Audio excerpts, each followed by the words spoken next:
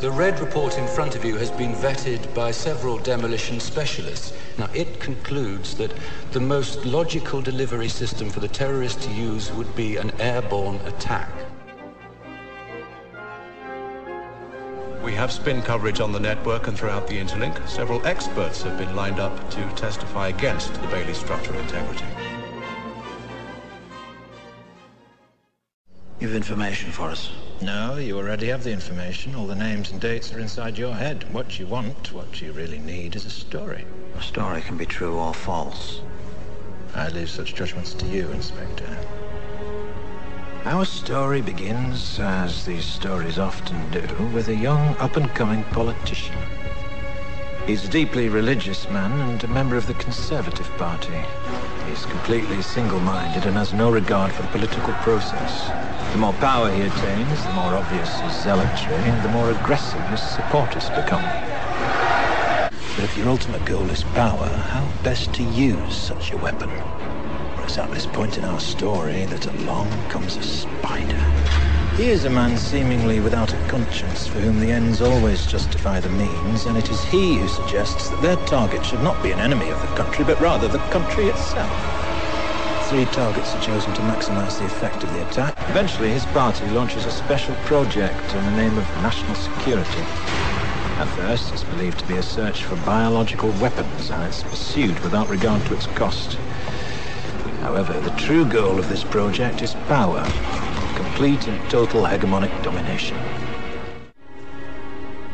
Why didn't you come forward before? What were you waiting for? Well, for you, Inspector. I needed you.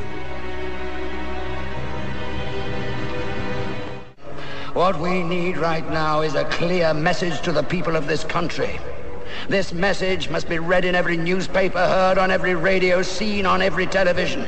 This message must resound throughout the entire interlink.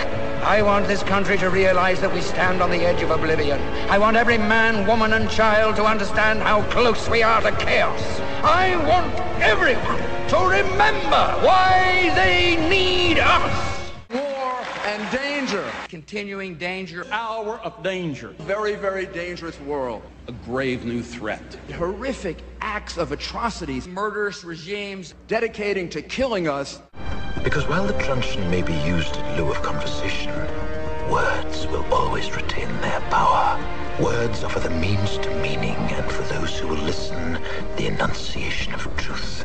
And the truth is, there is something terribly wrong with this country. Cruelty and injustice, intolerance and oppression. And where once you had the freedom to object, to think and speak as you saw fit, you now have censors and systems of surveillance coercing your conformity and soliciting your submission. We need cameras. How did this happen? Who's to blame? Well, certainly there are those who are more responsible than others, and they will be held accountable. But again, truth be told, if you're looking for the guilty, you need only look into a mirror. I know why you did it. I know you were afraid. Who wouldn't be? War, terror, disease. There were a myriad of problems which conspired to corrupt your reason and rob you of your common sense. Fairness, justice, and freedom are more than words. They are perspectives. So if you've seen nothing, if the crimes of this government remain unknown to you, then I would suggest that you allow the 5th of November to pass unmarked. But if you see what I see, if you feel as I feel, and if you would seek as I seek, then I ask you to stand beside me 1 year from tonight, outside the gates of Parliament, and together we shall give them a 5th of November that shall never, ever be forgotten. Can I ask about what you said on the telly? Yes. Did you mean it? Every word. You really think that blowing up Parliament's going to make this country a better place? There's no certainty, only opportunity. Well, I think you can be pretty certain that if anyone does show up, Creedy will black bag every one of them.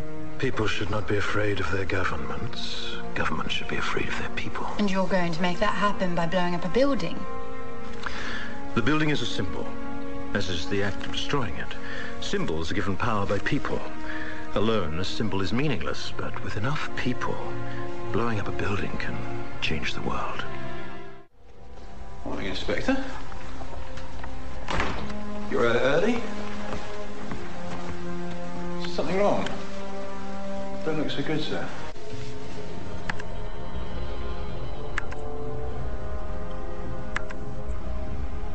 I see this chain of events. These coincidences. And I have to ask, what if that isn't what happened? If our own government was responsible for the deaths of almost 100,000 people. Would you really want to know? The choice to pull this lever is not mine to make. Why?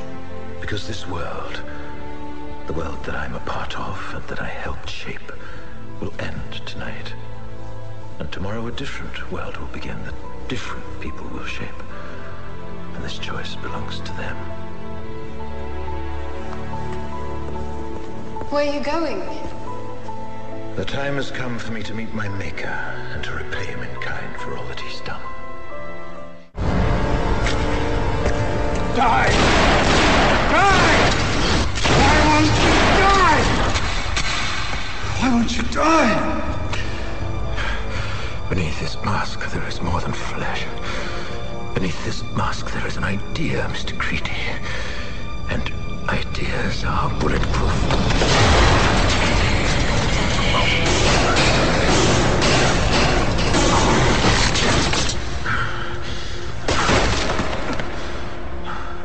Why are you doing this?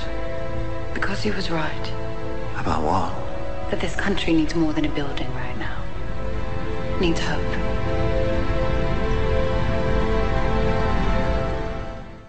An inch. It is small, and it is fragile, and it is the only thing in the world worth having. We must never lose it or give it away. We must never let them take it from us.